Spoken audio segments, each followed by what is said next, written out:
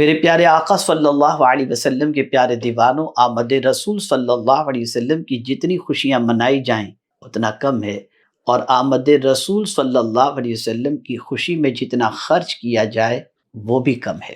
لیکن کیوں نہ ایسا ہو کہ ہم آقا کریم صلی اللہ علیہ وسلم کی بارگاہ کے اندر اس طریقے کا تحفہ پیش کریں اور کچھ میلاد مصطفیٰ صلی اللہ علیہ وسلم کی برکت سے ایسی چیزیں حاصل کریں جو زندگی بھر ہمیں کام آئے، بلکہ دنیا اور آخرت دونوں میں ہمیں کام آئے۔ تو میرے پیارے آقا صلی اللہ علیہ وسلم کے پیارے دیوانوں، میں نے غور کرنے کے بعد غریب ہو یا امیر، بادشاہ ہو یا فقیر، ہر کوئی جو چیز کر سکتا ہے وہ چیز میری سمجھ میں آئی۔ بسیار غور کرنے کے بعد تو وہ درود شریف کا عمل مجھے سمجھ میں آیا۔ بہت سارے مسلمان درود مبارکہ پڑھتے ہیں، کوئی صرف اتنا پڑھ لیتا ہے الصلاۃ والسلام علیک یا رسول اللہ، کوئی صرف اتنا پڑھ لیتا ہے صلی اللہ علیہ وسلم۔ میں نے سوچا کہ پریشانیوں میں گرفتار بہت سارے مسلمان چاہتے ہیں کہ کوئی انہیں ایسا وظیفہ مل جائے جسے پڑھنے کے بعد ان کی مصیبتیں دور ہو جائیں۔ یقیناً درود مبارکہ ہر پریشانی کا علاج ہے، لیکن مختلف اولیاء کرام علیہم الرضوان نے مختلف درود مبارکہ کی ورد کے بعد بہت ساری برکتیں انہوں نے حاصل کی۔ میں چاہوں گا ان درود مبارکہ میں سے چند درود مبارکہ میں آپ کو بتا دوں، اور گزارش کرتا ہوں کہ آپ ہو سکے تو اس ماہ مبارک کے 12 دنوں کے اندر ان درود مبارکہ کی کثرت بھی کریں اور اسے یاد بھی کر لیں اور ہمیشہ کے معمول میں شامل کر لیں۔ پھر آپ دیکھیے گا جہاں بھی آپ ہوں گے انشاءاللہ العظیم اس جگہ پر اللہ عز و جل کی برکتوں اور رحمتوں کا نزول ہوگا۔ میرے پیارے آقا صلی اللہ علیہ وسلم کے پیارے دیوانوں، رحمت عالم صلی اللہ علیہ وسلم نور بن کر کے جلوہ گر ہوئے۔ آقا کریم صلی اللہ علیہ وسلم سے ساری کائنات کو روشنی ملی۔ ہم بھی اللہ کی بارگاہ میں دعا کرتے ہیں کہ اس پیارے رسول صلی اللہ علیہ وسلم کی آمد کے صدقے میں اللہ ہمارے دل کو منور فرمائے۔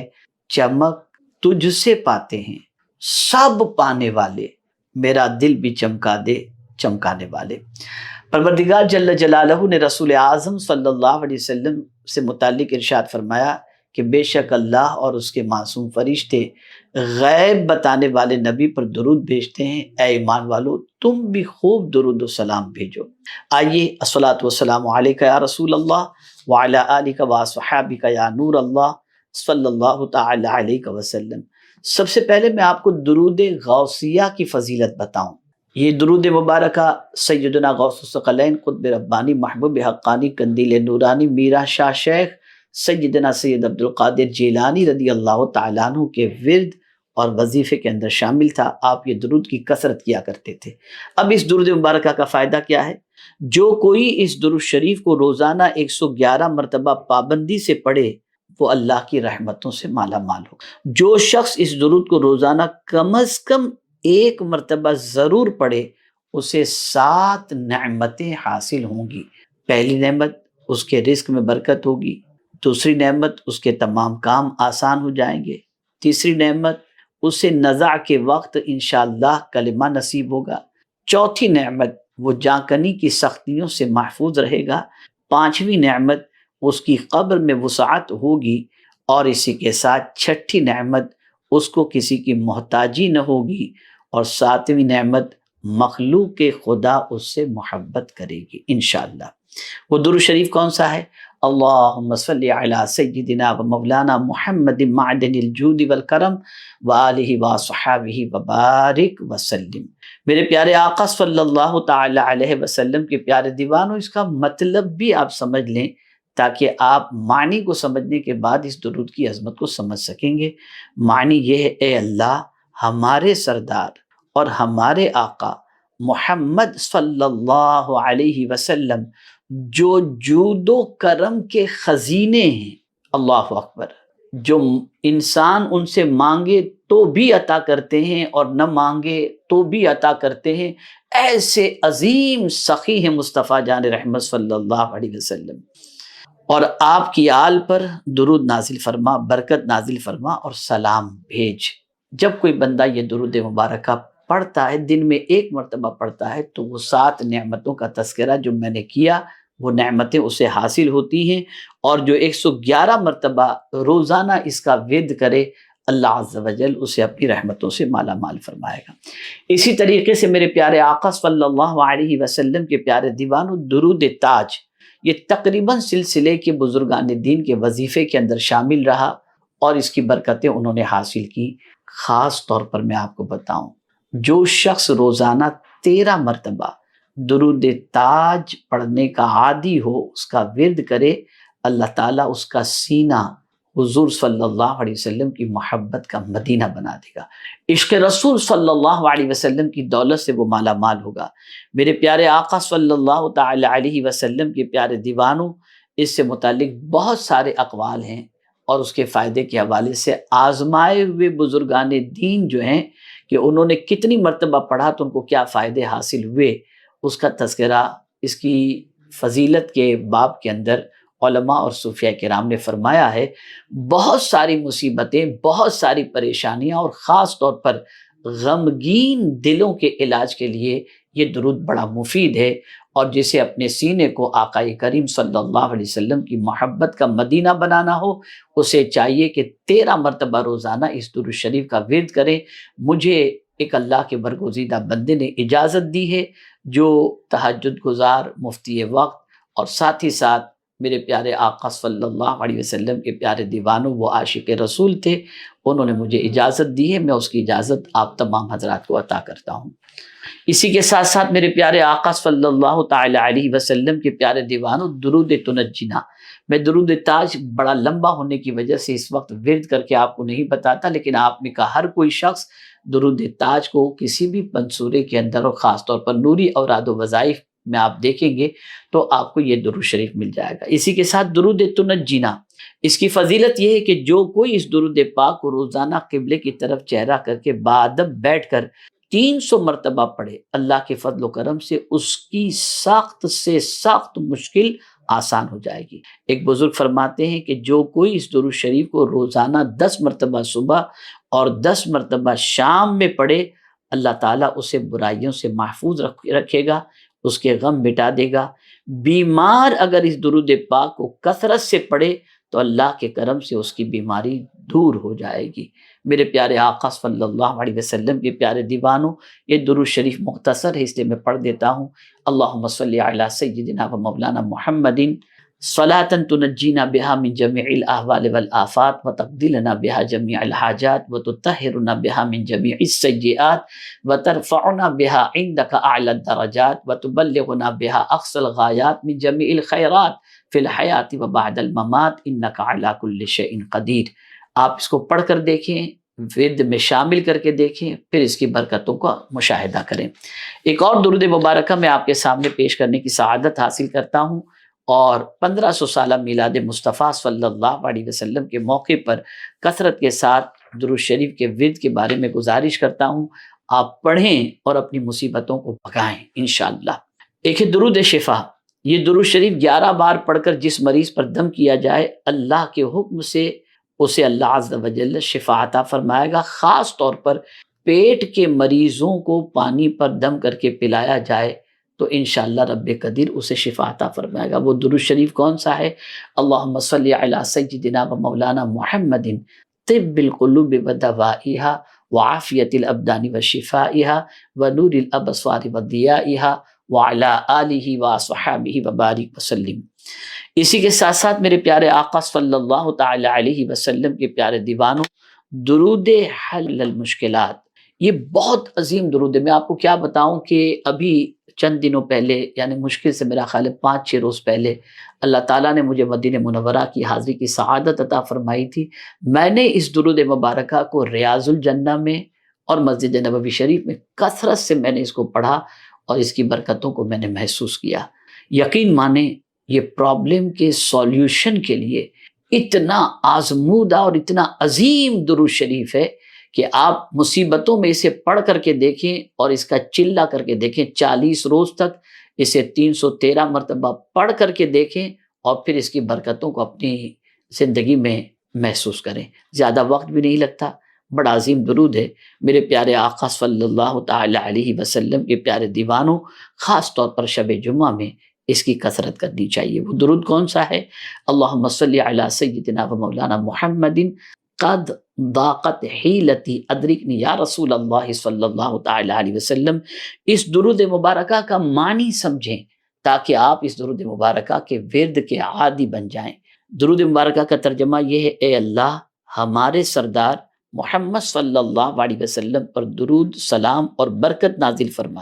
اور پھر آقا کریم صلی اللہ علیہ وسلم کی بارگاہ میں استغاثہ اس طریقے سے، یا رسول اللہ صلی اللہ تعالی علیہ وسلم میری مدد کیجئے، میری کوشش تنگ ہو چکی ہے، یعنی اب میں ہار چکا ہوں، کوشش کر کر کے تھک چکا ہوں، لیکن میری کوئی پریشانی کا حل نظر نہیں آتا۔ اب پہلے درود بھیجو اور پھر آخر میں آقا کریم صلی اللہ علیہ وسلم سے ادرکنی یا رسول اللہ صلی اللہ علیہ وسلم اس طرح سے عرض کریں، پھر آپ دیکھیں کرم مصطفیٰ صلی اللہ علیہ وسلم کی بارشیں کتنی ہوتی ہیں۔ اللہ رب العزت جل جلالہ 1500 سالہ میلاد مصطفیٰ صلی اللہ علیہ وسلم کے پرمسرت موقع پر ہمیں ان درود کی کثرت اور ان درود کو یاد کرنے کی توفیق نصیب فرمائے۔ میں نے یہ درود مبارکہ مبارکبادی کے موقع پر اس لیے آپ کے سامنے پیش کیا تاکہ جتنا درود پڑھیں گے اتنی رحمتیں نازل ہوں گی، برکتیں نازل ہوں گی۔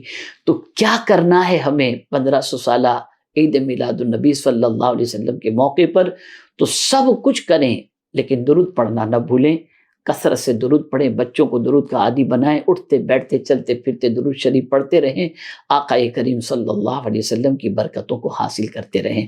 پھر ایک مرتبہ آپ تمامی حضرات کو 1500 سالہ میلاد مصطفیٰ صلی اللہ علیہ وسلم مبارک ہو، اور اس ماہ مبارک کا چاند آپ سب کو بہت بہت بہت بہت مبارک۔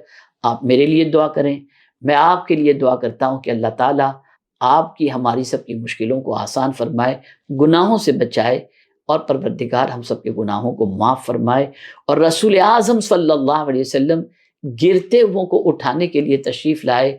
پروردگار جل جلالہ آقا کریم صلی اللہ علیہ وسلم کے صدقے میں پوری دنیا کے اندر جتنے مسلمان گرے ہوئے ہیں، زوال پذیر ہیں، پریشان حال ہیں، مصطفیٰ پیارے صلی اللہ علیہ وسلم کی میلاد کے صدقے میں اللہ تعالیٰ سب کو وقار، عزت، سربلندی عطا فرمائے۔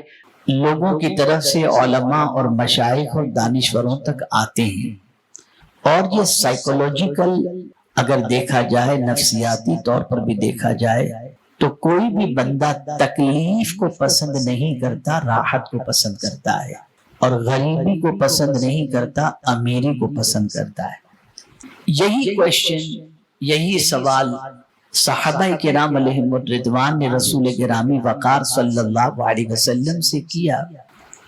عرض کرنے لگے، یا رسول اللہ صلی اللہ تعالی علیہ وسلم، آج ہم صحابہ کی زندگی دیکھتے ہیں تو میکزیمم صحابہ غربت میں زندگی گزار رہے ہیں، تکلیفوں میں زندگی گزار رہے ہیں، لیکن اللہ کو نہ ماننے والا اور حرام اور ناجائز کام کرنے والا اور گناہ کرنے والا بڑے مزے میں زندگی گزارتا ہے۔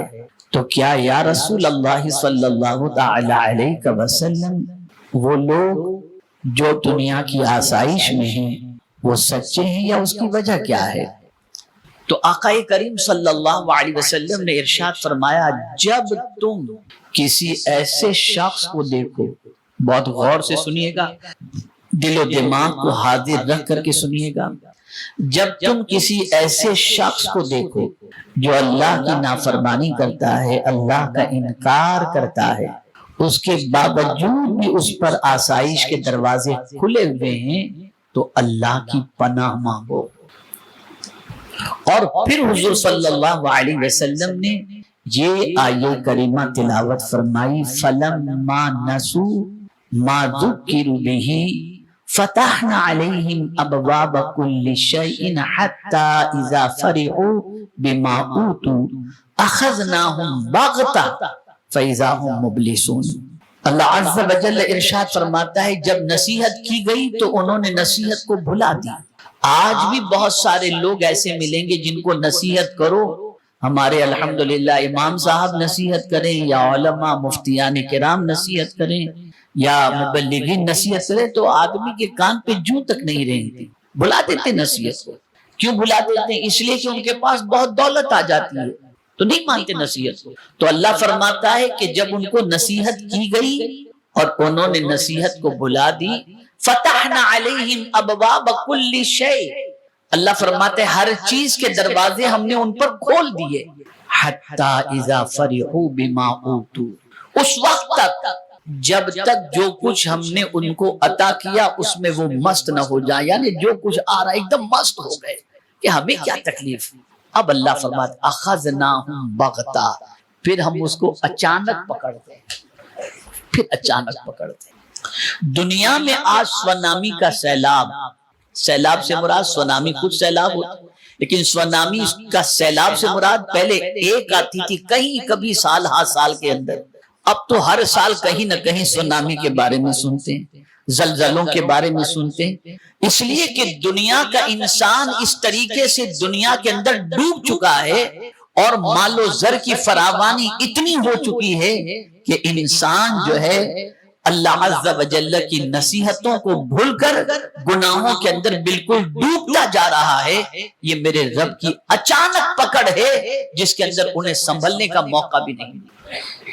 تو کبھی بھی کسی پاپی کو، کسی اللہ کے دین کے نہ ماننے والے کو دنیا کی نعمتوں سے مالا مال جب دیکھیں اور خود کو جب غریب دیکھیں تو یہ نہ سمجھیں کہ اس پر اللہ کا انعام ہے اور ہم پر اللہ کا انعام نہیں۔ اللہ کے انعام کی سب سے بڑی صورت یہ ہے کہ اللہ جس پر اپنا انعام نازل کرتا ہے اسے سجدے کی توفیق عطا فرما دیتا ہے، جس پر اللہ انعام کی بارش نازل فرماتا ہے اسے اپنے گھر میں بلا لیتا ہے، جس پر اللہ انعام کی بارشیں نازل فرماتا ہے اسے قرآن کی تلاوت کی توفیق عطا فرماتا ہے، اللہ جس پر انعام کی بارشیں نازل فرماتا ہے اسے نیکیوں کی توفیق اور برائیوں سے بچنے کی توفیق عطا فرما دیتا ہے۔ ایک واقعہ عرض کر کے پھر اس سورہ مبارکہ کی طرف آؤں، یہ تمہیدی گفتگو ہے۔ کبھی کبھی ایسا ہوتا ہے کہ بیوی بہت نیک ہوتی ہے اور شوہر ایک دم گیا گزرا ہوتا ہے، اور کبھی شوہر بہت نیک ہوتا ہے اور بیوی ایک دم گئی گزری ہوتی ہے۔ ایسا ہی ایک کپل تھا جس میں بیوی بہت نیک تھی لیکن شوہر کا کوئی ٹھکانہ نہیں، مطلب بس وہ لاؤبالی پن میں زندگی گزارتا تھا۔ ایک رات اس کی بیوی اٹھی، شوہر قریب میں بستر پر سو رہا تھا اور وہ عورت اٹھ کر مصلی بچھائی، نماز ادا کی رات کی تاریکی میں اور دعا کے لیے ہاتھ اٹھائے، اور ہاتھ اٹھا کر کے اس نے اللہ کی بارگاہ میں عرض کیا، اے اللہ اس محبت کا واسطہ جو تجھے مجھ سے ہے، اے اللہ اس محبت کا واسطہ جو تجھے مجھ سے ہے۔ یہ سننا تھا کہ شوہر جو قریب سو رہا تھا ہڑبڑا کر کے اٹھا، کہیں تو پاگل تو نہیں ہو گئی، کیا بکتی رہتی ہے؟ کہا کیا ہوا؟ کہا تو نے اتنی بڑی بات کہی ہے کہ اے اللہ تجھے اس محبت کا واسطہ جو تجھے مجھ سے ہے، تو اتنی عابدہ کب سے بن گئی کہ اللہ تجھ سے محبت کرنے لگ گیا، اتنی بڑی عابدہ بن گئی؟ قربان جائیے اس عورت کے جواب پر، مسکراتے ہوئے کہتی ہے، یقیناً میرا رب مجھ سے محبت کرتا ہے، یقیناً میرا رب مجھ سے محبت کرتا ہے۔ کہا کیسے؟ کہا وہ محبت کرتا ہے تبھی تو بستر سے اٹھا کے مصلی پہ کھڑا کر دیا، اگر وہ مجھ سے محبت نہ کرتا تو میں بھی کھراٹے کی نیند لے رہی ہوتی۔ یہ اس کانسیپٹ کو، اس پوائنٹ کو، اس نقطے کو زندگی بھر ذہن میں رکھو۔ اگر تمہارے پاس کھانے کے لیے کچھ نہیں اور سجدے کی تڑپ موجود ہے تو تم سے بڑا مالدار کوئی دوسرا ہے ہی نہیں۔ اس سے ذہن میں میرے پیارے آقا صلی اللہ تعالی علیہ وسلم کے پیارے دیوانوں، اب آئیے ہم سورہ اخلاص کے حوالے سے تھوڑا سا سمجھتے ہیں۔ سب سے پہلے اس سورہ مبارکہ کے نام میں آپ کو بتاؤں کہ سورہ اخلاص کے کتنے نام ہیں۔ میرے پیارے آقا صلی اللہ علیہ وسلم کے پیارے دیوانوں، کسی کے زیادہ نام ہوں تو یہ زیادہ نام اس کی عظمت پر دلالت کرتے ہیں، جس کی بہت زیادہ عظمت ہوگی اس کے نام بھی زیادہ ہوں گے۔ اللہ عز و جل کے بعض روایتوں کے مطابق 3000 نام، اور اگر کوئی شخص بسم اللہ الرحمن الرحیم پڑھتا ہے تو اللہ تعالیٰ 3000 ناموں کے ورد کا ثواب اسے عطا فرما دیتا ہے، اور اسی طریقے سے اس کے 99 نام بھی بڑے مشہور ہیں، اور اگر کوئی شخص ان 99 ناموں کو یاد کر لے اور اس کا ورد کرے، اللہ رب العزت جل جلالہ اسے جنت کا مزدہ جہاں فضا عطا فرمائے گا۔ تو یہ سورت تقریباً لوگوں کو یاد ہے اور اس کی تلاوت بھی لوگ کرتے ہیں عام طور پر فاتحہ کے بعد، اور دیکھتے ہیں آپ کی سورہ اخلاص کی تلاوت ہوتی ہے۔ اس کے نام کتنے ہیں تاکہ آپ سمجھ سکیں۔ میرے پیارے آقا صلی اللہ تعالی علیہ وسلم کے پیارے دیوانوں، اس سورہ مبارکہ کا ایک نام سورہ توحید بھی ہے، کیونکہ اس میں عقیدہ توحید کو بڑی جامعیت اور دلکش انداز میں بیان کیا گیا ہے۔ ایک نام اس سورہ مبارکہ کا سورہ نجات بھی ہے۔ اس کے ذریعے انسان کو کفر و شرک کی آلودگیوں سے نجات حاصل ہوتی ہے، نیز عذاب جہنم سے بھی چھٹکارا حاصل ہوتا ہے، اس لیے اس کو سورہ نجات بھی کہتے ہیں۔ اسی طریقے سے میرے پیارے آقا صلی اللہ علیہ وسلم کے پیارے دیوانوں، اس سورہ مبارکہ کو شافی بھی کہتے ہیں، یعنی یہ سورہ مبارکہ مریضوں کو شفا عطا کرنے والی سورت ہے۔ اس سورہ مبارکہ کو سورۃ الاساس بھی کہتے ہیں، کیونکہ ایمان و عمل کا قصر رفیع توحید کی بنیادوں پر تعمیر ہوتا ہے، اس کے بغیر اعلیٰ سے اعلیٰ عمل بھی بے معنی اور بے سود ہوگا۔ اساس کے معنی ہوتا ہے بنیاد، تو اس سورت کو سورہ اساس یعنی بنیادی سورت، یعنی اللہ کے بارے میں جو یقین اور عقیدہ ہونا چاہیے، اس سورہ مبارکہ میں وہ عقیدہ بیان کیا گیا ہے۔ آپ عمل کریں، لیکن اللہ کے بارے میں وہ عقیدہ جو قرآن بتا رہا ہے، اس عقیدے کو اگر آپ نہیں مانتے تو آپ کے اعمال بارگاہ سمدیت میں مقبول نہیں ہو سکتے۔ ہر عمل کے لیے یہ عقیدہ بنیاد ہے کہ اللہ عز و جل ایک ہے، وحدہ لا شریک۔ اسی طریقے سے اس سورہ مبارکہ کو سورۃ المانعہ بھی کہتے ہیں۔ یہ سورت اپنے پڑھنے والے کو عذاب سے روک دیتی ہے، دوزخ سے بچا لیتی ہے۔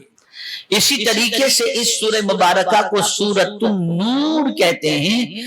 جو بھی اس سورہ مبارکہ کو پڑھے گا، اللہ دونوں جہاں میں اس کو روشنی عطا فرما دے گا۔ اس سورہ مبارکہ کو سورہ امان بھی کہتے ہیں۔ اس سورت پر ایمان رکھنے والے کو اللہ عز و جل اپنے قہر و غضب سے امان حاصل فرمائے گا۔ اور آخر میں اس سورہ مبارکہ کو سورۃ الاخلاص کہتے ہیں۔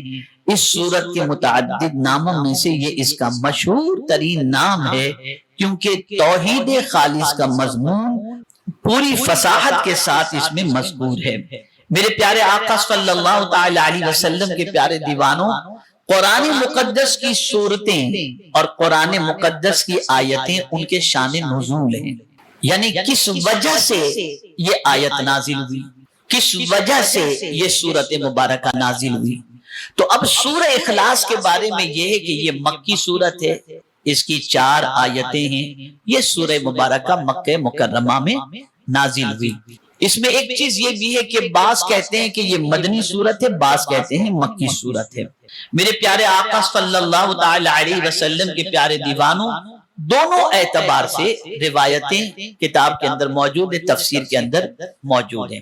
اب آئیے رسول گرامی وقار صلی اللہ علیہ وسلم کا ارشاد مبارکہ اس سورہ مبارکہ کے شان نزول سے متعلق سماعت فرمائیں کہ اس سورہ مبارکہ کو اللہ نے نازل کیوں کیا، کب کیا، اس کی شان نزول کیا ہے، اچھی طرح سماعت فرمائیں۔ میرے پیارے آقا صلی اللہ علیہ وسلم کے پیارے دیوانوں، مشرکین کا ایک گروہ، مشرک اور کافر میں فرق۔ مشرک کسے کہتے ہیں؟ جو اللہ کا کسی کو شریک ٹھہرائے، اللہ کا کسی کو شریک ٹھہرائے اسے مشرک کہتے ہیں۔ اور یہ اتنا بڑا جرم ہے کہ قرآن کہتا ہے ان الشرک لظلم عظیم، بے شک شرک بہت بڑا ظلم ہے۔ اور قرآن مقدس میں اللہ عز و جل نے فرمایا ان اللہ لا یغفر ان یشرک بہ ویغفر ما دون ذلک لمن یشاء، کہ بے شک اللہ عز و جل شرک کے علاوہ جس گناہ کو چاہے اللہ تعالیٰ معاف فرما دے۔ شرک ایسا گناہ ہے کہ یہ معافی کے قابل نہیں ہے۔ تو میرے پیارے آقا صلی اللہ علیہ وسلم کے پیارے دیوانوں، مشرکین کا ایک گروہ نبی اکرم صلی اللہ علیہ وسلم کی خدمت میں حاضر ہوا اور پوچھا یا رسول اللہ صلی اللہ علیہ وسلم، میں یا رسول اللہ کہہ رہا ہوں. انہوں نے اے محمد صلی اللہ علیہ وسلم کہا. اور کیا کہا کہ آپ ہمیں ایمان کی دعوت دیتے ہیں. اب حضور صلی اللہ علیہ وسلم نے ایمان کی دعوت کا سلسلہ مکے میں شروع کیا. کوہ صفا پر کھڑے ہوئے اور قولوا لا الہ الا اللہ تفلحوا فرمایا. لا الہ الا اللہ کہو کامیاب ہو جاؤ گے. تو اب وہاں کے مشرکین نے حضور صلی اللہ علیہ وسلم سے پوچھا کہ آپ جب رب پر ایمان لانے کی ہمیں دعوت دیتے ہیں تو ذرا بتائیے تو صحیح کہ آپ کے رب کا نسب نامہ کیا ہے، اور پھر ہمیں یہ بتائیے کہ اس کی پہچان کیا ہے. اس وقت اللہ تعالیٰ نے ان کے جواب میں یہ سورہ مبارکہ نازل کی. اسی طریقے سے میرے پیارے آقا صلی اللہ علیہ وسلم کے پیارے دیوانوں، ایک روایت یہ بھی ہے، حضرت جابر رضی اللہ تعالیٰ عنہ نقل کرتے ہیں کہ ایک اعرابی نبی اکرم صلی اللہ علیہ وسلم کے پاس آیا. اعرابی کہتے ہیں دیہاتی کو، اور آ کر کے کہنے لگا اپنے رب کا نسب نامہ ہمیں سنائیے. اس وقت اللہ تعالیٰ نے یہ سورت نازل فرمائی. تیسری وجہ، میرے پیارے آقا صلی اللہ تعالی علیہ وسلم کے پیارے دیوانوں، یہودیوں کا ایک گروہ بارگاہ رسالت مآب صلی اللہ علیہ وسلم میں حاضر ہوا. ان کے ساتھ کعب ابن اشرف یہودی بھی تھا. انہوں نے کہا یہ اللہ ہے جس نے مخلوق کو پیدا کیا، تو بتائیے اللہ کو کس نے پیدا کیا؟ حضور صلی اللہ علیہ وسلم بے حد غضبناک ہوئے. ابھی کچھ نہ کہا تھا سرکار نے، اس سے پہلے اللہ نے یہ سورت نازل فرما دی، یعنی سورہ اخلاص. میرے پیارے آقا صلی اللہ علیہ وسلم کے پیارے دیوانوں، متعدد روایتیں شان نزول سے متعلق ہیں. یہ مختصر میں نے 3 روایتیں آپ کی سماعتوں کے حوالے کی. اب یہ پوری سورہ مبارکہ کے اندر مضمون کیا ہے؟ میں آپ کو رب کے بارے میں بتا رہا ہوں. کس کے بارے میں بتا رہا ہوں؟ جس کی بارگاہ میں سر جھکاتے ہو، جس کو اپنا معبود مانتے. ذرا جانو اپنے رب کی شان. ڈیبیٹ ہو رہے ہیں نا آج کل، وہی سوالات جو دور جاہلیت میں ہوتے تھے آج پھر سے وہ سوالات زندہ کیے جا رہے ہیں اور ایمان پر ضربیں لگائی جا رہی ہیں. اور جو مسلمان اپنے رب کے بارے میں نہیں جانتا وہ کنفیوژن کا شکار ہے. اب آپ سمجھیں کہ اس سورہ مبارکہ کے مضامین کیا ہیں، کیا کیا اس سورہ مبارکہ میں موجود ہے. میرے پیارے آقا صلی اللہ علیہ وسلم کے پیارے دیوانوں، اللہ عز و جل کی ذات، اس کی صفات کاملہ کے بارے میں اس سورہ مبارکہ میں بیان ہے. اور جو لوگ غلط فہمیوں کے شکار تھے، اس لیے کہ آج تک یعنی حضور صلی اللہ علیہ وسلم سے پہلے وہ لوگ جن کی عبادت کرتے تھے، جن کو معبود بنا کر بیٹھے تھے، تو ان کے بارے میں ان کے گمان یہ تھے کہ ان کا جو ہے وہ ان کی صفت یہ ہے، اور پھر جو ہے ان کا نسب نامہ یہ ہے، ان کو فلاں فلاں نے اس طریقے سے کیا. یہ ساری چیزیں تھی، باطل عقیدہ ان کا تھا. تو وہ سوچ رہے تھے کہ حضور صلی اللہ علیہ وسلم جس خدا کی طرف بلا رہے ہیں وہ بھی خدا معاذ اللہ اسی طریقے کا کوئی ہوگا. اللہ عز و جل نے حضور صلی اللہ علیہ وسلم کے ذریعے رب کی پہچان. قربان جائیے میرے پیارے آقا صلی اللہ علیہ وسلم کے پیارے دیوانوں، اللہ نے جب اپنی پہچان کرانی چاہیے تو محبوب سے کرائی، کہا قل. اور جب حضور کی پہچان اللہ نے کرانی چاہیے تو قل نہیں کہا، خود ہی کہہ دیا محمد رسول اللہ. یہ ہے شان مصطفیٰ صلی اللہ علیہ وسلم. میرے پیارے آقا صلی اللہ تعالی علیہ وسلم کے پیارے دیوانوں، بعض کہتے تھے کہ یہ عالم قدیم ہے، اس کا کوئی خالق اور مبدا نہیں. یعنی حضور صلی اللہ علیہ وسلم اللہ کی دعوت دیتے تھے تو وہ کہتے تھے نہیں یہ کوئی خالق وغیرہ نہیں، بس یوں ایسی اتفاقیہ دنیا پیدا وجود میں آ گئی. اور پھر اگر اتفاقیہ نہیں بھی آئے، کوئی پیدا کرنے والا ہے، تو اتنا بڑا نظام جو نظر نہیں آتا وہ چلاتا کیسے؟ اور پھر اگر وہ ہے تو اس کو پیدا کس نے کیا؟ اس کی اولاد کون ہے؟ اس طریقے کے بےہودہ بے تکے سوال اللہ کے رسول صلی اللہ علیہ وسلم سے وہ کیا کرتے تھے. اسی کے جواب میں یہ سورہ مبارکہ کو اللہ عز و جل نے نازل فرمائی. اور مفسرین فرماتے ہیں، محدثین فرماتے ہیں، ائمہ فرماتے ہیں کہ یہ سورہ مبارکہ اسلام کی بنیاد ہے. اس میں جو عقیدہ بیان کیا گیا ہے وہ ایمان کا مضبوط عقیدہ اور اسلام کا بنیادی عقیدہ ہے. اگر اس عقیدے میں کہیں سے جھول پیدا ہوا تو انسان اسلام کے دائرے سے نکل جائے گا. میرے پیارے آقا صلی اللہ علیہ وسلم کے پیارے دیوانوں، ابھی تفسیر کی طرف نہیں آ رہا ہوں، تفسیر بعد میں عرض کروں گا. ابھی پہلے اس سورہ مبارکہ کو تھوڑا سا سمجھا دوں. اب اس سورہ مبارکہ کی برکت کیا ہے، اس کی فضیلت کیا ہے. آقا کریم صلی اللہ علیہ وسلم نے ارشاد فرمایا، حضرت عائشہ صدیقہ رضی اللہ تعالیٰ عنہ فرماتی ہیں کہ نبی اکرم صلی اللہ علیہ وسلم نے ایک صحابی کو ایک لشکر کا امیر بنا کر کسی مہم پر روانہ کیا. اب وہ صحابی جن کو امیر بنا کر کے مہم پر روانہ کیا گیا تھا، ان کا معمول کیا تھا؟ ان کا معمول یہ تھا کہ وہ جماعت کراتے، ہر رکعت میں قرات کے اختتام پر سورہ اخلاص کی تلاوت کرتے. جب وہ لشکر واپس ہوا تو سرکار صلی اللہ علیہ وسلم کی عادت کریمہ تھی کہ لشکر جب واپس آتا تو ان سے احوال معلوم کرتے، کیسا ہوا، کس طریقے سے ہوا، کیا گزری، کسی کو کیا کس کے ساتھ کیا، ساری تفصیلات حضور معلوم کرتے. تو سرکار صلی اللہ علیہ وسلم نے جب واپسی پر لشکریوں سے پوچھا تو واپسی پر لشکریوں نے اس بات کا تذکرہ کیا رسول اعظم صلی اللہ علیہ وسلم کی بارگاہ میں کہ یا رسول اللہ صلی اللہ علیہ وسلم، جس کو آپ نے امیر لشکر بنایا تھا وہ ہر رکعت میں سورت کے اختتام پر سورہ اخلاص پڑھا کرتے تھے. تو آقا کریم صلی اللہ علیہ وسلم نے فرمایا وہ ایسا کیوں کرتا ہے؟ تو سرکار صلی اللہ علیہ وسلم سے صحابہ نے عرض کیا حضور آپ ہی ان سے دریافت کر لیں. تو رسول اعظم صلی اللہ علیہ وسلم نے ان سے دریافت کیا تو وہ صحابی جواب میں کیا فرماتے ہیں، عرض کرتے ہیں یا رسول اللہ صلی اللہ علیہ وسلم، اس صورت میں خداوند رحمان کی صفت ہے، اس لیے میں اس کی تلاوت کو محبوب رکھتا ہوں، پسند رکھتا ہوں کہ میرے رب کی شان اس میں بیان کی گئی ہے. تو آقا کریم صلی اللہ علیہ وسلم نے فرمایا تو رب کی شان کو پڑھنے کو محبوب رکھتا ہے، اللہ بھی تجھے محبوب رکھتا ہے، اللہ بھی. میرے پیارے آقا صلی اللہ تعالی علیہ وسلم کے پیارے دیوانوں، آقا کریم صلی اللہ علیہ وسلم کے حوالے سے حضرت ابو ہریرہ رضی اللہ تعالیٰ عنہ کہتے ہیں کہ حضور صلی اللہ علیہ وسلم نے ایک روز صحابہ کو حکم دیا کہ اکٹھے ہو جاؤ، میں تمہیں 1/3 قرآن سناؤں گا. چنانچہ لوگ جمع ہو گئے، حضور صلی اللہ علیہ وسلم تشریف لائے اور سورہ اخلاص کی تلاوت فرمائی اور حجرہ مبارکہ میں تشریف لے گئے. ایک بار سورہ اخلاص کی تلاوت فرمائی اور سرکار اپنے حجرے میں تشریف لے گئے صلی اللہ علیہ وسلم. اور حضور نے صحابہ سے کیا فرمایا تھا، تم سب جمع ہو جاؤ، 1/3 قرآن میں تمہیں سناؤں گا. اور سرکار نے صرف سورہ اخلاص کی تلاوت فرمائی اور اپنے حجرے میں تشریف لے گئے. اللہ اکبر. لوگ کہنے لگے حضور صلی اللہ علیہ وسلم نے تو فرمایا تھا کہ میں تمہیں 1/3 قرآن سنا دوں گا اور آپ نے تو صرف ایک سورت سنا کر تشریف لے گئے.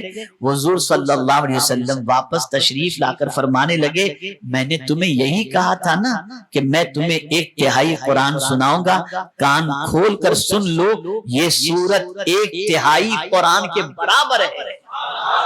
جس نے سورہ اخلاص پڑھ لی اسے 1/3 قرآن پڑھنے کا ثواب اللہ عز و جل عطا فرمائے گا. میرے پیارے آقا صلی اللہ تعالی علیہ وسلم کے پیارے دیوانوں، بس ایک حدیث اور فضیلت کے باب میں عرض کر دوں اور دعا کے حوالے سے اس میں اعظم آپ کو بتا دوں جو رسول اعظم صلی اللہ علیہ وسلم نے ارشاد فرمایا. میرے پیارے آقا صلی اللہ علیہ وسلم کے پیارے دیوانوں، اس سورت کو 1/3 قرآن کہنے کی وجہ کیا ہے؟ تو اس کی وجہ علماء کرام نے بیان فرمائی ہے کہ 3 چیزوں پر پوری توجہ صرف کی گئی. یعنی اس سورہ مبارکہ میں 3 چیزوں پر توجہ پوری لگائی گئی اور اس کی طرف توجہ دلائی گئی، اور وہ کیا ہے؟ اللہ کے ایک ہونے پر ایمان، یہ پہلی چیز، رسالت پر ایمان اور روز قیامت پر ایمان. اب آپ کہیں گے اس میں رسالت کا کہاں ذکر ہے؟ یہ تو توحید کی سورت ہے، یہ سورہ توحید ہے، سورہ اخلاص ہے. تو میاں اس میں رسالت کا ذکر تو پہلے ہے. یہ قل جو اللہ نے کہا، یہ قل ہے کیا؟ کس کے کہنے پر ہم نے خدا کو مانا؟ حضور کے کہنے ہی پر تو خدا کو مانا. تو حضور کو جب تک کہ سچا نہیں مانو گے آپ کے قرآن کے ماننے کا بھی معاملہ سامنے نہیں رہے گا. اس لیے کہ قرآن کو نازل ہوتے ہم نے نہیں دیکھا، حضور نے بتایا صلی اللہ علیہ وسلم کہ یہ قرآن ہے تو ہمیں پتا چلا کہ یہ قرآن ہے. خدا کو نہیں جانتے تھے، حضور نے بتایا کہ اللہ وحدہ لا شریک ہے، ہمیں رب رحمان کا پتا چلا. میرے پیارے آقا صلی اللہ علیہ وسلم کے پیارے دیوانوں، یہ مختصر سی باتیں سورہ اخلاص سے متعلق میں نے آپ کے سامنے بیان کی. دو فضیلتیں اور میں آپ کے سامنے پیش کر دوں تاکہ آپ اچھی طریقے سے اس سورہ مبارکہ کے عادی بن جائیں۔ آقا کریم صلی اللہ علیہ وسلم سے کسی نے دریافت کیا کہ میں گناہ سے بچنا چاہتا ہوں، بچ نہیں پاتا۔ فرمایا گیا کہ روزانہ جو شخص صبح کو 10 مرتبہ سورہ اخلاص کی تلاوت اس نیت سے کرے کہ میں اس سورہ مبارکہ کے صدقے میں گناہ سے بچنا چاہتا ہوں، اللہ تعالیٰ اس سورہ مبارکہ کی برکت سے شیطان اور نفس کی شرارتوں سے اسے پورا دن محفوظ رکھے گا۔ ایک بار آقا کریم صلی اللہ علیہ وسلم نے ارشاد فرمایا جو شخص روزانہ 10 بار سورہ اخلاص کی تلاوت کرے اللہ اسے جنت میں ایک محل عطا فرمائے گا۔ فاروق اعظم نے عرض کیا یا رسول اللہ صلی اللہ علیہ وسلم اگر کوئی 100 مرتبہ تلاوت کرے تو؟ سرکار نے فرمایا 10 محل اللہ عطا کرے گا۔ تو عرض کرنے لگے اگر کوئی 1000 مرتبہ پڑھے تو سرکار نے فرمایا 100 محل عطا کرے گا۔ تو عرض کرنے لگے یا رسول اللہ صلی اللہ تعالی علیہ وسلم کیا جنت اتنی بڑی ہے کہ ایک ایک آدمی کو 1000 محل اور 100 محل دیے جائیں؟ تو آقا کریم صلی اللہ علیہ وسلم نے فرمایا عمر اگر پوری دنیا کے برابر بھی کسی ایک کو جنت دے دی جائے تب بھی اللہ کی جنت میں کوئی کمی واقع نہیں ہو سکتی۔ میرے پیارے آقا صلی اللہ علیہ وسلم کے پیارے دیوانوں، یہ مختصر سورہ اخلاص کے نام، اس کے مضامین اور ساتھ ہی ساتھ اس کی فضیلتیں میں نے آپ کے سامنے پیش کرنے کی سعادت حاصل کی۔